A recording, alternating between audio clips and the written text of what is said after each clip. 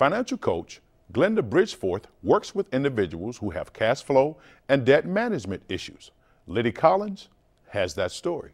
No more worries. No more worries, exactly. It doesn't matter how much income you make, it's really about how you spend it and what you have left. It's really not about your level of education, or it's not about how old you are. It's not about your level of intelligence. There are a lot of factors that really play a part in terms of why we're in the financial situation that we're in, or what's preventing us from getting to where we'd like to be. Meet Glenda Bridgeforth, financial expert and author of Girl, Get Your Money Straight, Girl, Make Your Money Grow, and Girl, Get Your Credit Straight.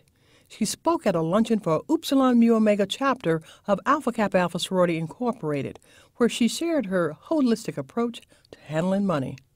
You've got to go beyond just looking at money from a practical sense, income versus expenses, but you also have to look at it from a broader area, to look at it from the emotional side, the spiritual side, psychological side, in terms of how we handle money. Self-esteem, deprivation, and fear are emotional barriers to financial freedom, barriers women really need to break through. Because we live longer than men, it's important because there's a high ratio of divorces that happen in this country, and also the percentage of women who are unmarried, who remain unmarried, that we need to know how to handle ourselves and be financially responsible. We put ourselves in a position where we take care of other people, where we don't put ourselves in the first place of importance, whether it be your children, your parents, your siblings, and so forth.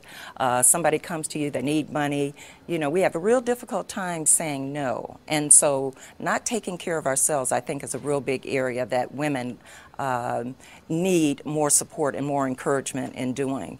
I think in addition to that, we also overspend.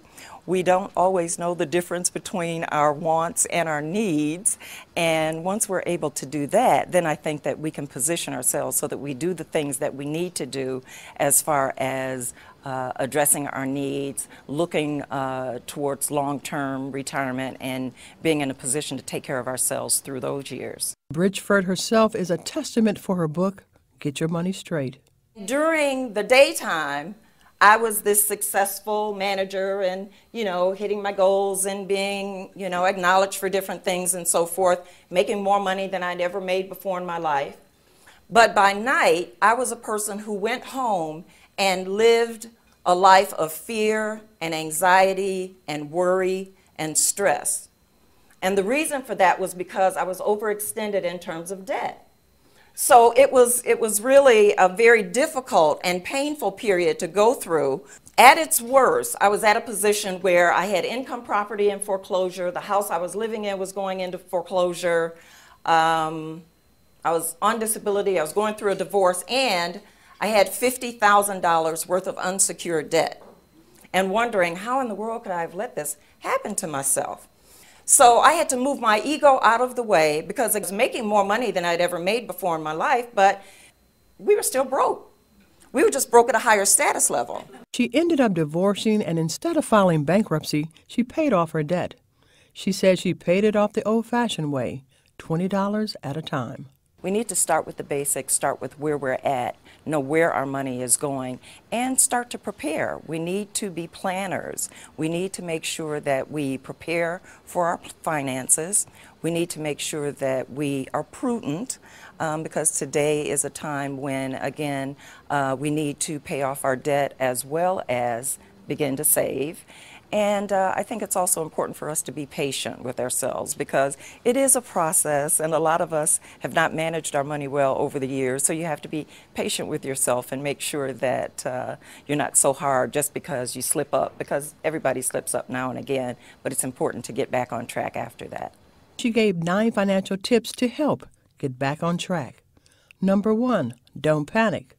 Number 2, chart your debt. Number 3, don't create new debt. A key to your being financially successful is number 4, create a monthly spending plan. Number 5, track and analyze your spending. Write down every cent you spend. You've got to write it down, add it up, analyze it, and then make decisions based on that. You guys know that you need to spend less and save more. You already know you need to make a budget. You need to save money. You need to put money away for retirement. Here's the point that in today's economic environment that I am really pressing people to do, and that would be number 7. Increase your income. Create multiple streams of income for yourself, because no job is that secure and no one's business is that secure. If people lose their jobs, they're not going to be able to patronize your business. So you've got to create multiple streams of income. It might be getting a part-time job. As you generate this additional money, my point is, don't think that this is your fun money. This is money that should go towards paying off debt or increasing your savings. She also gave 5 ways to boost your credit score. Stop debting. Get off that treadmill if you're paying off debt and then you go back and you run it up again and you pay it off. So get off of that treadmill.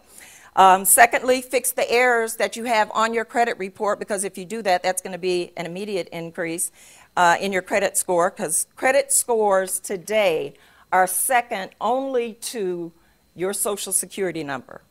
That's how important they are. It can determine not only the interest that you get on mortgages and loans, it can determine where you live, because landlords will look for that information. Employment, it can determine that. We have to begin to get our money straight, get our finances in order, because we need to be the role model so that we begin to teach our children early on how to be responsible with money.